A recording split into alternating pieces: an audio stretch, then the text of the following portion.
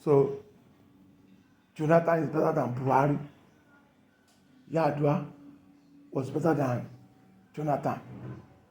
Obasanjo was better than Yar'Adua. But people say Yar'Adua was better than Obasanjo just because he removed 10 naira from 75 naira Obasanjo put on fuel price. Then on goes on like that till now. And these guys have been failures.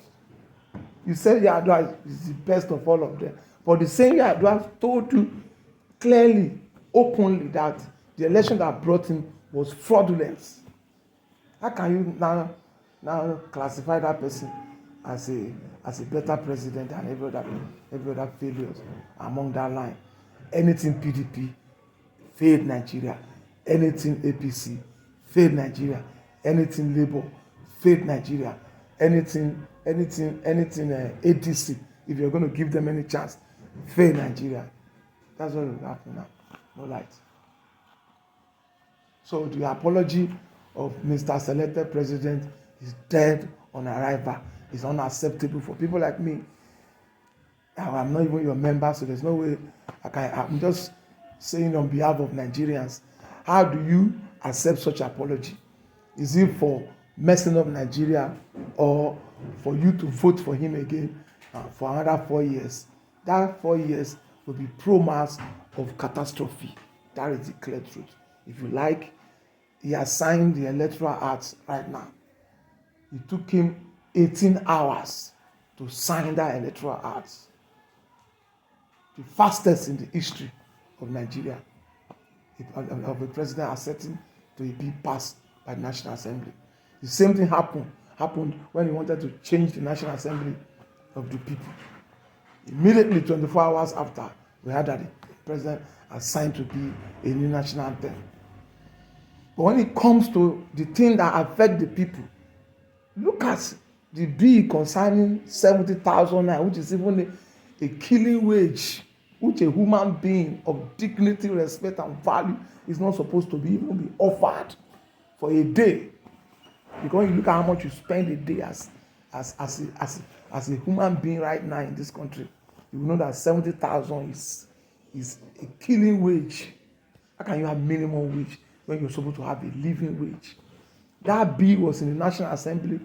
I don't even know whether they've passed it now. You have signed it. You know how many months they were bellyaching on it, how many months they were dragging, because it has to do with the people. But there was no legislation for him to give the National Assembly, each of them, SUVs over 170 million naira. There was no legislation for him to go and buy private jet of $150 million. There was no registration. There was no legislation. There was no bill that was passed by anybody. What we had was that anything from the president must be approved in this Senate, which is a Senate and National Assembly that is rubber stamped by the president.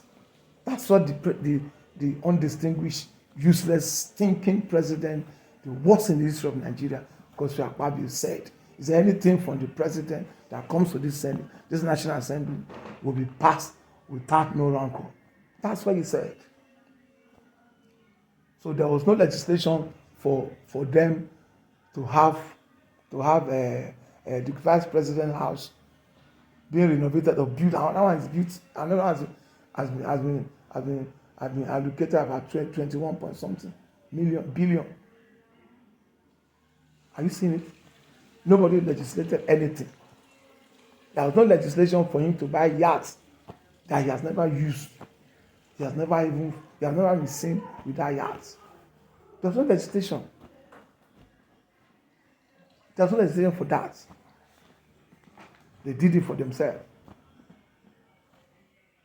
There was no legislation for the House of Assembly members to be earning 29 million every month, when the worker they are representing, the worker that senator or rep member is representing, is wickedly being paid 70,000.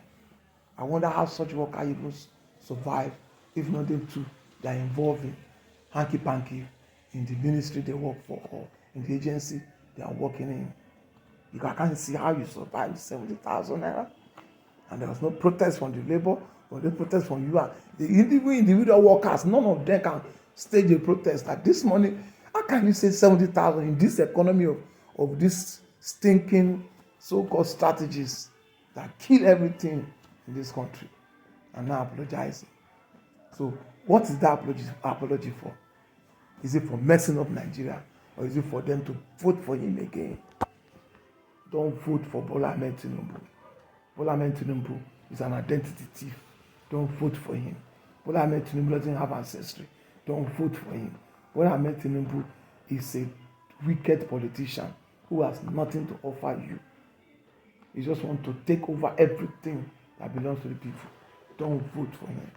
If you like this country, if you want the freedom of this country, 2027, if you're still going to wait for that 2027, for me, what I need is a revolution.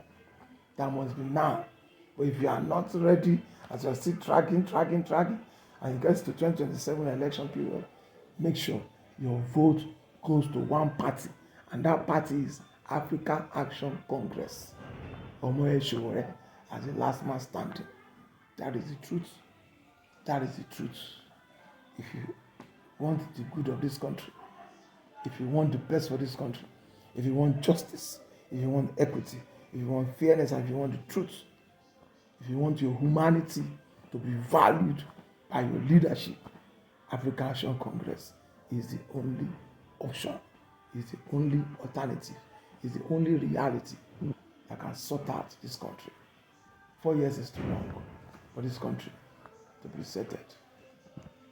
We need to be truthful to ourselves. We don't need to continue in this way. We can't continue like this. We can't continue like this. We can't continue like this. We cannot continue like this.